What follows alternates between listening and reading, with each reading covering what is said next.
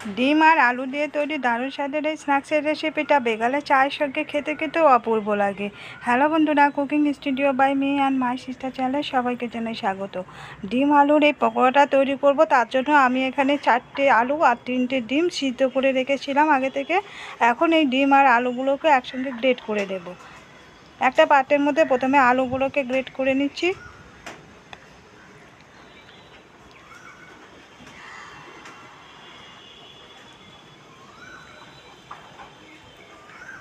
আলুগুলো প্রথমে সবগুলো গ্রেট করে নেব, তারপরে ডিমগুলোকে গ্রেট করে নিচ্ছি।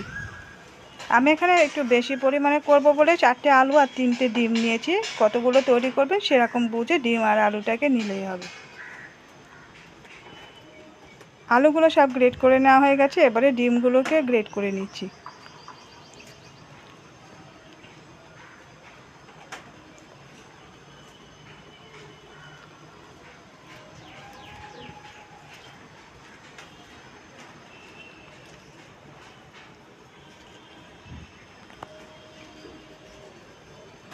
ডিম আর আলু দিয়ে তো অনেক ধরনের স্ন্যাক্সের রেসিপি তৈরি করা যায়, কিন্তু এইভাবে তৈরি করলে এই স্ন্যাক্সের রেসিপিটা একটু অন্য রকমের খেতে লাগে।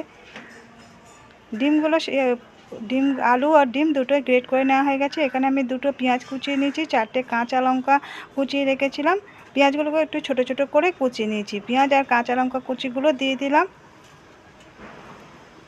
দিয়ে দিচ্ছি হাফ চা চামচ চিলি ফ্লেক্স। আদা বাটা দিয়ে দিচ্ছি হাফ চা চামচ। নুন দিয়ে দিচ্ছি স্বাদ মতো।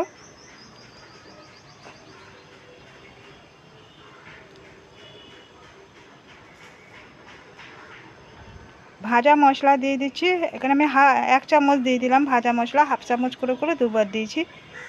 1 চা চামচ ভাজা মশলা দিচ্ছি। আর এই ভাজা মশলাটা ধনে জিরে আর শুকনো লঙ্কা আছে, শুকনো খোলায় বেটে গুঁড়ো করা। আর 1/4 টিস্পুন দিয়ে দিলাম গরম মশলার গুঁড়ো। সবগুলো দিয়ে এবার উপকরণগুলোকে ভালো করে হাত দিয়ে মেখে নিচ্ছি।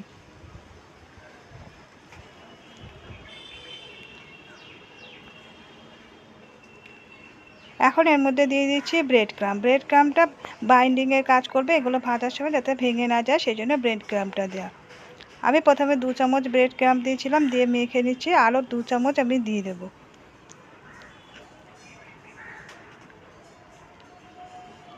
ব্রেড ক্রাম্বগুলোকে দিয়ে ভালো করে মেখে নিয়েছি। এবারে কিছুটা করে হাতে করে নিয়ে একটু গোল গোল করে তৈরি করে নিচ্ছি। এই স্ন্যাক্সগুলো গোল বা চ্যাপ্টা তৈরি করে নেওয়া যায়, এরকম গোল করে একটু হাত দিয়ে চ্যাপ্টা করে নিয়েও তৈরি করা যেতে পারে। আমি এগুলো তৈরি করব গোল গোল করে করছি। এই স্ন্যাক্সটা তৈরি করার সময় আমি এগুলো পেঁয়াজটা কাঁচা দিয়েছি, আপনারা চাইলে একটু ভেজে নিয়েও দিতে পারেন, সেক্ষেত্রে খেতে কিন্তু ভালো লাগে। আর এখানে একটা বাটির মধ্যে আমি একটা ডিম ভেঙে রেখেছিলাম, ডিমটাকে একটু কাঁটা চামচের সাহায্যে ভালো করে ফেটিয়ে নিচ্ছি। এখন কড়াইয়ের মধ্যে কিছুটা তেল গরম করতে দিয়েছি।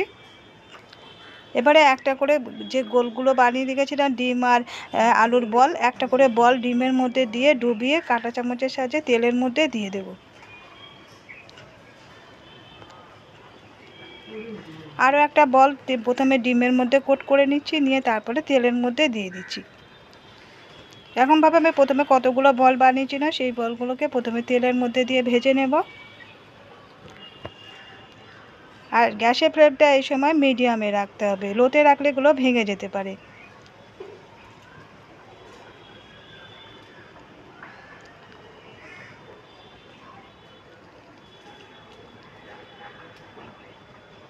এখন চামচের সাহায্যে একটু উল্টিয়ে দিচ্ছি।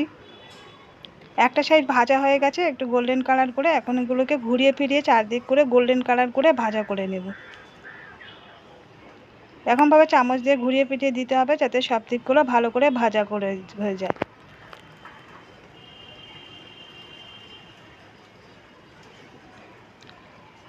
বন্ধুরা, আমাদের ফেসবুক পেজেও আমরা নিয়মিত ভিডিও আপলোড করে থাকি। ফেসবুক পেজ থেকে দেখলে ফলো করে দেওয়ার রিকোয়েস্ট রইল, আর ইউটিউব থেকে দেখলে সাবস্ক্রাইব করে দেওয়ার রিকোয়েস্ট করছি। নতুন বন্ধুদের কাছে যারা আজকে ভিডিওটা প্রথম দেখছেন, প্লিজ আপনাদের কাছে রিকোয়েস্ট করছি আমাদের চ্যানেলটিকে সাবস্ক্রাইব করে দেওয়ার জন্য।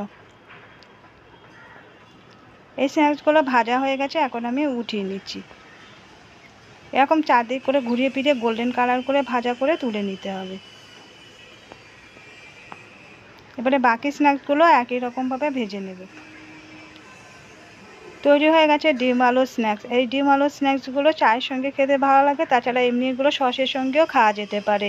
খেতে কিন্তু খুবই ভালো হয় এই ডিম আলু স্ন্যাক্সগুলো। আজকের রেসিপিটা কেমন লাগলো কমেন্ট করে জানাতে ভুলবেন না। ভালো লাগলে একটা লাইক দিয়ে দেবেন। বন্ধুরা, আজকের মতো বিদায় নিচ্ছি। ফিরে আসছি আবার নতুন কোনো রেসিপি নিয়ে। ততক্ষণ সবাই সুস্থ থাকবেন, ভালো থাকবেন।